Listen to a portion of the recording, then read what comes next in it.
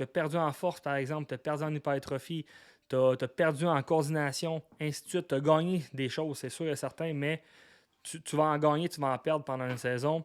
Puis, tout dépendamment comment est-ce qu'on s'entraîne, bien souvent, les gens vont plus en perdre qu'en gagner, malheureusement. Avec le Perfo Elite Podcast, vous allez passer de la préparation à l'évaluation, au suivi, jusqu'à l'entraînement.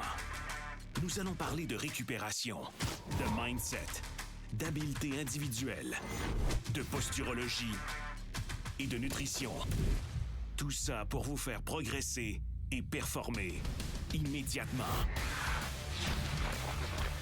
Rien n'est laissé au hasard. Bienvenue au Perfo Elite Podcast. What's up tout le monde, bienvenue à un autre épisode du Perfo Elite Podcast. Donc cette semaine, on va parler de ta phase de transition. Donc on va jaser ensemble si oui ou non tu appliques adéquatement des concepts de développement athlétique dans ton cas à toi. Donc on va pouvoir jaser un peu plus en détail sur justement est-ce que tu dois être plus sur la glace en fin de saison? Est-ce que tu dois être plus dans le gym? Qu'est-ce qu'on doit faire exactement? Donc, on s'entend qu'aujourd'hui, les saisons terminent. On termine ça mi-avril. Tu as des pré-camps, tu as du hockey 3 de printemps. Puis, ça n'arrête plus vraiment parce qu'après ça, boum, les camps commencent. Puis là, la saison rembarque. Donc, voici un petit peu qu'est-ce qui est important en fait de retenir puis de faire. C'est assez simple, mais très peu de gens le font. Puis ceux qui le font, ils ont tout à gagner en fait. Puis c'est bien souvent eux qui vont performer en fin de saison dans la prochaine saison. C'est eux qui vont performer tout au long de leur carrière. Donc, on appelle ça une phase de transition où est-ce que on veut à la fin d'une saison, on a eu un gros 8 mois de saison, des tournois, des playoffs, une coupe Chevrolet par exemple, donc des provinciaux. Puis ça, c'est si, exemple, vous jouez, exemple, junior majeur, ben là, c'est des séries. Puis c'est du tough hockey. Ça joue très, très rough. C'est difficile sur le corps. Puis ça prend un moment de repos. Puis malheureusement, très peu sont ceux qui vont le prendre adéquatement. Donc, c'est important de prendre, dans cette phase de transition-là, un repos d'au moins 2 semaines où est-ce qu'on fait rien ou presque rien. Donc, soit qu'on travaille sur des petits bobos, mais on ne va vraiment pas monter le volume ni l'intensité de nos entraînements. Donc, c'est vraiment, vraiment important, ce petit bout-là. Puis par la suite, c'est là que le gros morceau de la phase de transition embarque, où est-ce que c'est pas le moment qu'un coup, tu as pris ton break, tu rembarques sur la glace encore une fois à côté, puis tu t'en vas faire des gros heavy squats pesants, puis tu t'en vas faire du deadlift, puis là, tu montes l'intensité, tu grimpes ça dans le tapis. Ce qui est important, c'est dans cette phase de transition-là, on doit venir optimiser notre corps, puis le rééquilibrer en fait, donc de faire une balance structurelle. Pendant toute la saison, tu as perdu des gains, donc tu as perdu en force par exemple, tu as perdu en hypertrophie, tu as perdu en coordination, ainsi de suite. Tu as gagné des choses, c'est sûr et certain, mais tu vas en gagner, tu vas en perdre pendant une saison. Puis, tout dépendamment comment est-ce qu'on s'entraîne, bien souvent, les gens vont plus en perdre qu'en gagner, malheureusement. Donc, c'est important de venir rééquilibrer notre corps, donc de faire une balance structurelle. Donc, de travailler des mouvements qui sont unilatérales. Donc, aller rééquilibrer, l'exemple, la force, l'endurance, côté gauche, côté droit, avant de réembarquer dans des mouvements bilatéraux, donc qui sont les deux côtés en même temps. Par exemple, un back squat. Parce que sinon, ce que ça va faire, c'est que vous allez continuer à créer un déséquilibre puis à renforcer ce déséquilibre-là.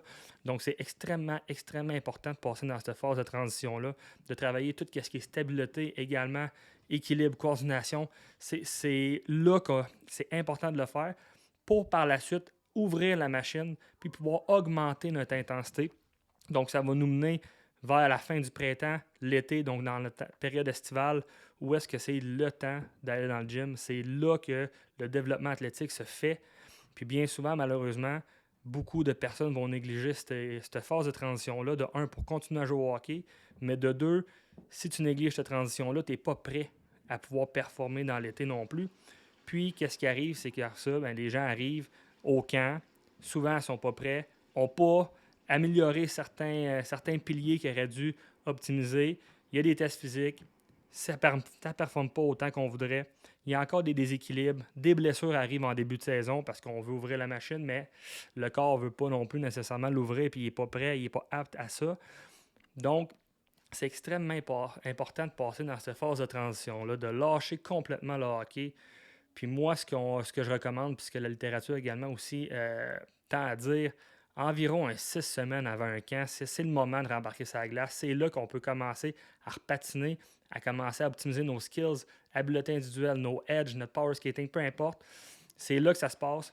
C'est malheureusement pas en fin de saison, où est-ce qu'on a déjà été sur la glace 4, 5, 6, 7 fois par semaine pendant 8 mois. C'est hyper important de développer notre corps tant hors glace que sur glace. Puis je vous garantis que ceux qui vont appliquer ce genre de petits conseils-là que je viens de donner aujourd'hui, puis ceux qui vont, exemple, nous suivre ou qui vont se faire suivre par des préparateurs physiques qui sont qualifiés, qui sont spécialisés en développement athlétique au hockey, mais normalement, ils ne vont pas passer à côté de ce bateau-là, puis ils vont vous faire passer par une phase du genre, parce que c'est un peu le nerf de la guerre où est-ce qu'il y a beaucoup trop de gens qui vont négliger cette phase-là, en fait, puis c'est là que tous les gains peuvent se bâtir. Parce que si on ne passe pas par cette phase-là, comme j'ai mentionné, ben qu'est-ce qui arrive, c'est qu'on n'est pas prêt pour performer pendant l'été. Puis ben là, qu'est-ce qui arrive si tu ne performes pas pendant l'été, qui est normalement ton gros core de training qui se passe pour optimiser ton pilier d'entraînement pour être prêt pour la saison prochaine, ben peut-être que tu vas avoir eu certains gains, mais peut-être que tes gains, tu aurais pu avoir 20, 25, 30% plus de gains pendant l'été si tu aurais passé par une phase de transition, donc de balance structurelle. Donc, j'espère que ça vous a aidé, que ça vous a fait comprendre quelques petites choses. C'est un podcast très, très court aujourd'hui, juste pour au moins vous guider, puis vous faire réaliser que peut-être que ce n'est pas nécessairement ce qui est optimal d'être tout le temps sur la glace, parce que oui, ça va vous aider sur le court terme. Vous allez peut-être développer plus de skills, 100%, sauf que si tu n'as pas les aptitudes physiques pour utiliser ces skills-là, à quoi ça sert? Donc, j'espère que ça vous a aidé. Si vous avez aimé, apprécié, ça vous a aidé, laissez 5 étoiles, partagez le podcast, partagez-le à vos parents, famille, amis, collègues, coéquipiers. Si ça peut aider d'autres personnes, c'est un peu ça notre rôle, notre objectif derrière tout ça. Donc, j'espère que ça vous a aidé. Si vous avez des questions, n'hésitez pas à nous écrire sur Instagram, Facebook, peu importe. Ça va nous faire plaisir de vous aider. Donc, sur ce, on se dit à la semaine prochaine.